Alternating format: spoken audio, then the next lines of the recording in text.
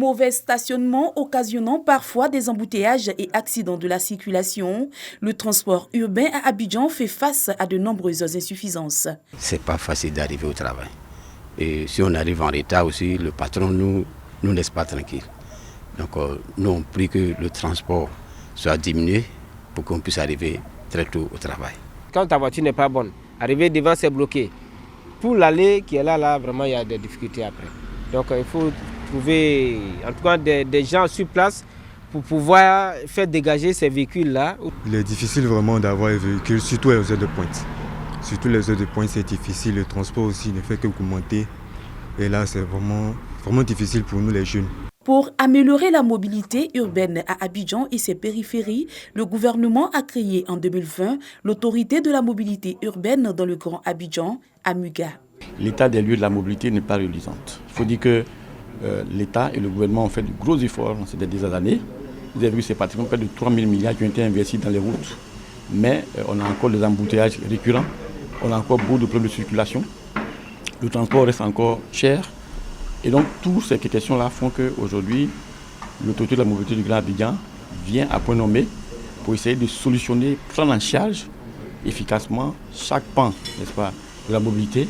L'AMUGA couvre 19 communes, dont 13 dans le district autonome d'Abidjan et 6 à la périphérie, dont Alépé, Azaguié, Dabou, Grand-Bassam, Bonois et Jacquesville. Il n'y a pas de gare de stationnement assez adéquate. Il faut construire des gares de stationnement on va régler durablement ces grands problèmes au niveau des carrefours. Donc créer des parkings dans les communes pour que les gens puissent garer là-bas. Le projet de métro, c'est un transport de masse. Le projet de BRT qu'on est en train de faire entre Yopougon et Benjaville, c'est un transport de masse, c'est un bus en site propre. Il va avoir chaque minute, aux heures de pointe, pratiquement un bus par minute. Pour impacter positivement le paysage de la mobilité urbaine à Abidjan, dans une démarche de développement durable, l'AMUGA peut compter sur le gouvernement. Aujourd'hui, la population d'Abidjan est environ 6 millions d'habitants. Et quand vous regardez, il y a eu beaucoup d'efforts en termes d'aménagement des infrastructures. La population croissante, les besoins de déplacement sont énormes.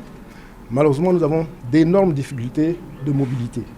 Et cela joue considérablement sur la productivité. Le gouvernement aussi compte mettre tout l'appui nécessaire pour accompagner matériellement, financièrement et je dirais de façon réglementaire en termes de régulation cette nouvelle structure dans laquelle nous plaçons beaucoup d'espoir. Pour la réussite de cette mission, les membres du conseil stratégique de l'AMUGA se disent prêts.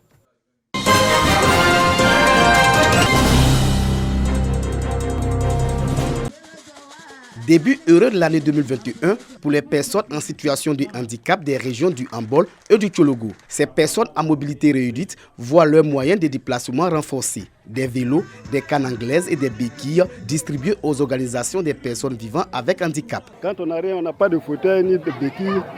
En tout cas, c'est très difficile de se déplacer. Donc vraiment, je tiens à remercier le CIRAD. Tous ceux qui se déplacent aussi avec les cannes anglaises, c'est pas du tout évident. Donc nous avons des cannes traditionnelles, donc confectionnées par les artisans. On se déplace avec ça. C'est une action du Cercle ivoirien de réflexion et d'action pour le développement CIRAD. Cette organisation non gouvernementale se veut le creuset de l'action humanitaire et sociale en Côte d'Ivoire. D'où le choix de cette frange de la population pour le lancement de ses activités au titre de l'année 2021. Une personne âgée qui a même coulé des larmes. Et beaucoup de gens ont coulé les larmes. Des gens qui n'ont plus leurs pieds. Nous avons pensé que cette frange de la population a besoin d'aide. Ces dons sont faits au cours de l'installation des coordinations régionales du CIRAD. Dans le handball, ma priorité sera axée sur les femmes et la jeunesse. Je vais déjà organiser les femmes dans chaque département, de sorte que chaque groupe prépare les projets et puis qu'on puisse les présenter sur la table du président du CIRAD.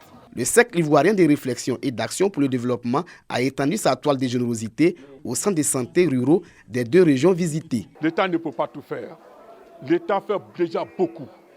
Mais pour ce qui concerne l'équipement au centre de santé, si nous avons des partenaires à l'extérieur qui peuvent nous apporter de l'aide, pourquoi ne pas le faire ?